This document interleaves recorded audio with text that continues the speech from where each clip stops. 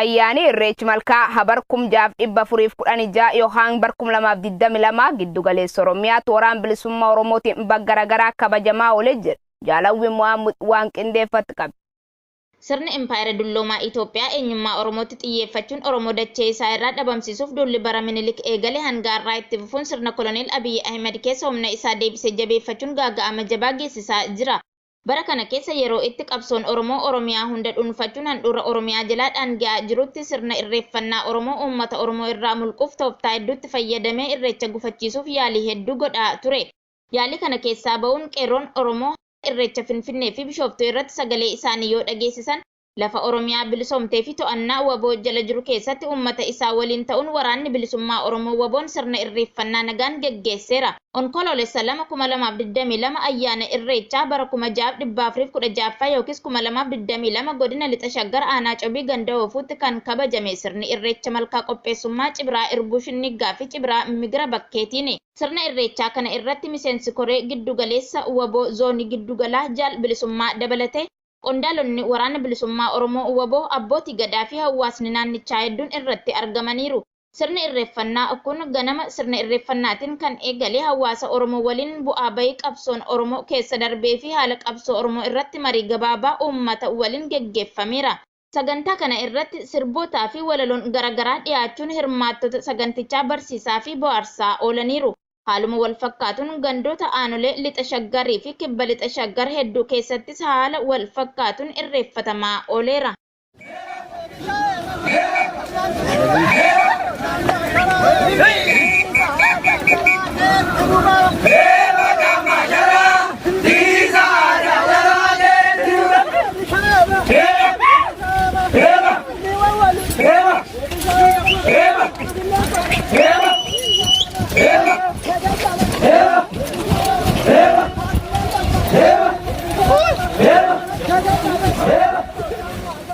Godin Baarargee Aana Baddannoo keessatti ilmaan Oromoo dirqamaan ukkaamsuun leenjii tokko malee adda waraanatti erguu jiran dabalati isaatiif jaalicciiti bantii.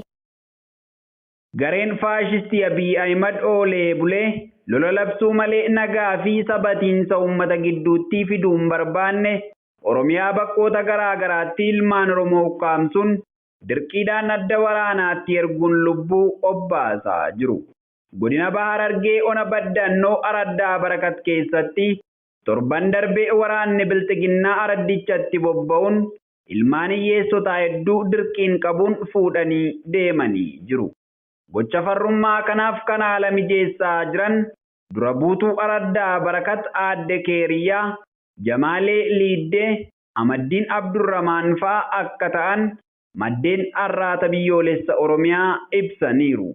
Kaadroonni bilxiginnaa kun baroota dheeraaf uummata saamaa reebaa fi hidhaa turuu maddeen keenya Ona Baddannoo dabaluun ibsanii jiru.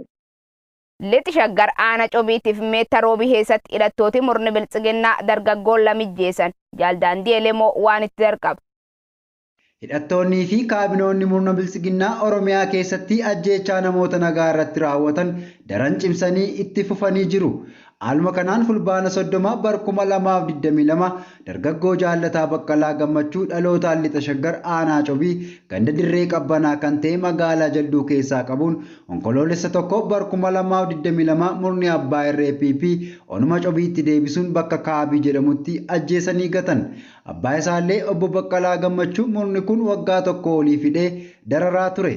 Godinuma sana Ona Meettaa Roobii keessattis qeerroo obsinaan guutaa jedhamu gaafa fulbaana 30 bara 2022 magaalaa Laga Roobii keessaa qabuun ajjeesanii bakkeetti gatanii biraa deeman jechuun maddeen arraata biyyoolessa Oromiyaa godina Lixa Shaggar dabaluun addeessaniiru. Qeerroon bilisummaa Oromoo godin Baalee Lixaatti uummati Oromoo tokkummaan ka'ee akka falmatuuf dhaamsa dabarfatan dabalati isaatiif jaalaqaafan fayyeera. Qabsoo bilisummaa Oromoo keessatti ga'een qeerroon bilisummaa Oromoo baachaa jiran olaanaadha. Qabsoon bilisummaa Oromoo galii ishee akka geessuuf hojii isaanii jabeessuun uummata maraafis waamicha dhiyeessaa jiru.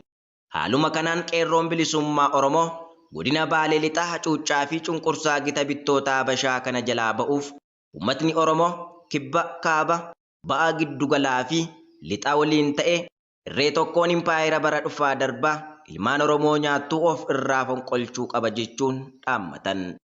Akka qeerroon bilisummaa Oromoo godina Baalee Lixaa har'aata biyyoolessa Oromiyaatti himanitti saamichi maallaqaa maqaa deeggarsa raayyaa ittisa Itoophiyaa jedhuun geggeeffamuu manneen jiraattotaa abiddaan barbadeessuun mana hidhaatii baasanii ilmaan Oromoo ajjeesuun guutummaa Oromiyaa keessatti waraana faashisticha Abiy Ahmadiin raawwatamaa jiraachuus yaadachiisaniiru. Roorroo qe'ee ofii irratti namatti dhufee falmachuun dirqama waan ta'eef qeerroon Oromoo hundinuu wobootti makamee hidhachuunis ta'e fincila dhoosuun Impaayera Itoophiyaa falmattoota haqaan bututte kanatti umura haa goonu jechuun yaada isaanii dabarfataniiru. Ayyaan Irreechi Malkaa Aarsadee Bishooftuu qeerroowwan Oromoo mormi dhageessaa turan. Jaalnimoona Faayisaa dabalata qaba. Ayyaanni Irreechaa ayyaanota gurguddoo Oromoon qabu keessaa isa tokko yoo ta'u, Irreecha Malkaa fi Irreecha Tulluu jedhamuun bakka lamatti qoodama. Irreechi Malkaa yeroo biraan ji'a fulbaanaa keessa kan kabajamu ta'ee, guyyaan kun guyyaa itti isa darbeef galata, isa dhufuuf ammoo kadhaa waaqaa qabatanii malkaatti ba'uun waaqa tokkichaaf dhiyeessanidha.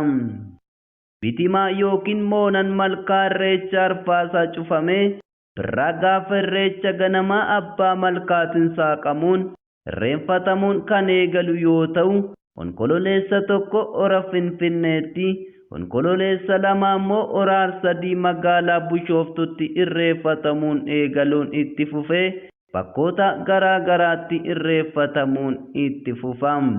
Afaan nagaan dubbachuun nagaa sabichaa fi biyya isaaf labsa ture. Haa ta'uutii garuu roorroon akkuma itti cimaas dhufeen Oromoon bakka walitti qabame cufatti bifa sirbaa fi dhaadannootiin rakkoo fi dararaa keessa jiru ibsataa tureera. Irreecha onkololeessa 2022 magaalaa Bishooftutti kabajame kana irrattis Oromoon gamtaan bahee akka duriitti irreeffatee galuuf dhorkamus golee Oromiyaa garaa garaa irraa shira mootummaan piiphiixate cabsuun kan magaalaa Bishooftutti walga'an haala Oromoon amma keessa jiru hawaasa addunyaatti iyyachuun sagalee isaanii dhageessisaa oolaniiru. Hawaasa Oromoof akkasumallee qeerroo bilisummaa Oromoof dhaamsa qaban bifa sirbaa fi dhaadannootiin ibsataa turaniiru.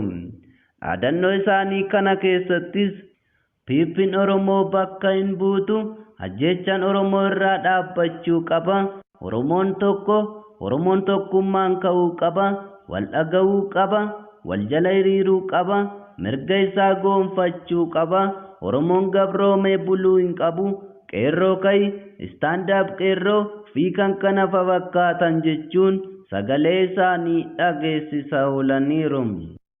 Akka hirmaattota irreecha kana irraa adda baasuun danda'ametti hirmaattonni irreecha hora Finfinnee gara magaalaa Bishooftutti imaluun irreecha hora Aarsadee irratti akka hin argamneef mootummaan piiphii ugguraalee garaa garaa kaa'u akkasumallee hirmaattota ukkaamsuunidhaa kan ture yoo ta'u, magaaluma Bishooftuu keessattis qeerroo rifeensa mataa dheereffatanii deeman adamsuu ukkaamsaa turuu mirkaneeffanneerra.